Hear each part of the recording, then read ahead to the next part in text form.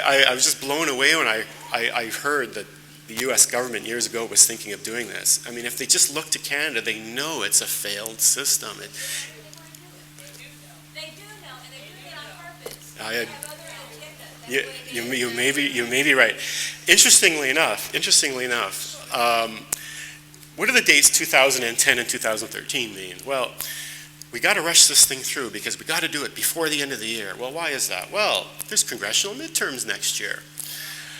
Does anybody running for Senate or Congress want this hanging over their head while they're running? No, it's too much of a distraction. So we've got to get it done by July 31st, okay? However, did you notice the provisions don't kick in till 2013? So what's the rush? It's all politics. 2013 is the next presidential election. We don't have any of this in the system until he's reelected in 2012. That there tells me everything I needed to know when I saw the dates on that. Just to let everybody know, I'm really encouraged by the interest, by the grassroots support. I'm a little discouraged by the doctors that are sitting this out, because the mistake that the medical profession made in Canada is sitting it out. They sat it out. They let themselves get capitated. They let the government roll all over them, and they paid a dear price for it. And I know a lot of Canadians in Texas that won't speak up. I know a lot of my local doctors that won't speak up.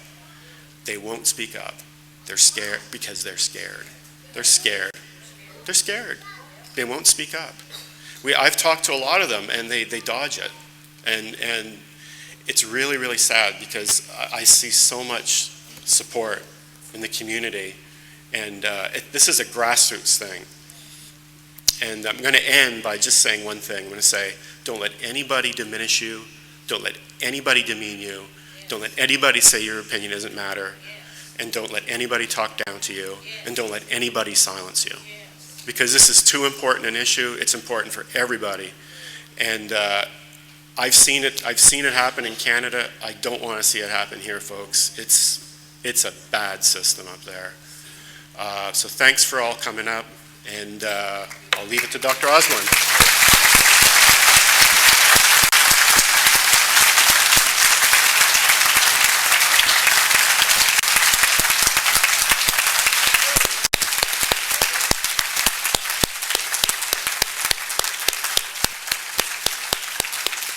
Thank you, Dr. Greco. So do you think maybe we ought to speak up? I would ask Dr. Bill Dietze to come to the podium and introduce Dr. Isaac Ozborne, please. Did I say that wrong? Dr. Dietze, I'm sorry.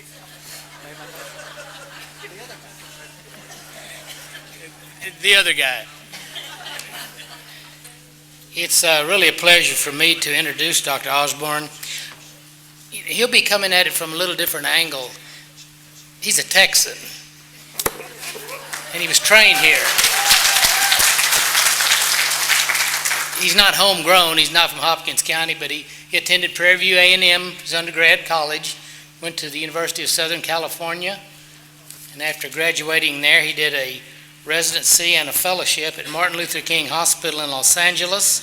His fellowship was in emergency room medicine. Internal medicine residency, fellowship. In emergency room medicine. Very excellently trained. At that point, he was appointed an assistant professor of medicine with a joint appointment at both the University of California and the University of California at Los Angeles. Then after 5 years in private practice, he decided to go to the Caribbean. And it was there he got introduced to something he'll be telling us about. After staying down there for a while, he came back to the States and he worked under the VA setting and also in another system called Kaiser Permanente, which he'll also explain. He then decided about 2 years ago to come back to Texas, and he came back to Mount Pleasant. He's been practicing there the last 2 years. And we're glad to have you back. And thank you for being here tonight.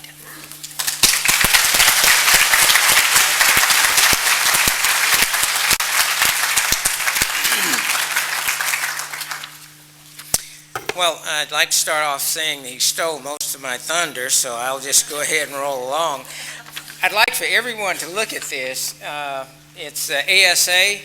If you haven't seen it before, Barbara and Eric made copies of these. And this is an alternative to the nice little AARP Association. What's the name of it? I don't even want to know the name. Yeah, AARP. 60,000 people resigned from AARP. So, join this association.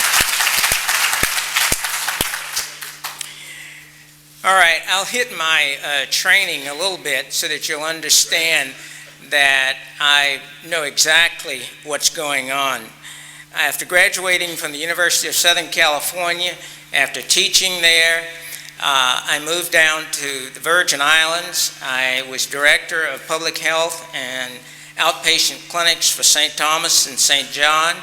Came back after I got scared by Hillary Care and found out that medicine would no longer be the same, that a bureaucrat or either a gatekeeper would be between you and me. So I worked with Kaiser. I found out that we had to see 22 patients per day minimum and 20 in the hospital. And if you wanted to have any overtime, and that's out of an 8-hour day, you had to have 24-hour permission beforehand in writing. I worked as director of emergency room medicine at VA Medical Center, University of Kentucky. I headed a VA emergency room, and I found out what the VA system is about. When I would try to send patients over to the clinic, I found out that the doctors got paid the same whether they saw 50 or they saw 5. So they cut the difference. They saw 12 per day. I then worked in Lewiston, Maine at a health maintenance organization. Once again, I had to get on the treadmill. I went to Hopkinsville, Kentucky, a health maintenance association. We designed a $600,000 program for doing cardiovascular training for our patients, and a family practitioner was appointed director of the program, and he told me, Dr. Ozborne, says, I'm a family practitioner, you're going to be a family practitioner. He scrapped the program. We could no longer do that because it was about the money. So I've worked in the academic situation, I've worked in private practice, I've worked in government-controlled health care, as well as government-mandated health maintenance systems. The bottom line is they promise a lot, cradle to grave, excellent care, until you get into it. Then they squeeze you. At Kaiser, I found out that twice a year an administrator would sit down with me and he'd say, Dr. Ozborne, how many tests have you done? How many MRIs? How many CAT scans? Even how many throat cultures did you do? And if I did over the quota for that year that gave the company profit, it was deducted from my salary. If I went under that, I got a bonus. When my brother was in active service, he spent 2 tours in Vietnam. And one of his rewards was Medora's foot. Medora's foot is an athletic foot, severe athletic foot, that can get into the bone. He asked me what type of medication should I be using. I'm not getting any progress. I told him. It wasn't on the formulary. He spent an additional month and a half in the hospital. All socialized medicine, as you've heard, in all of the socialist countries is restrictive and limited.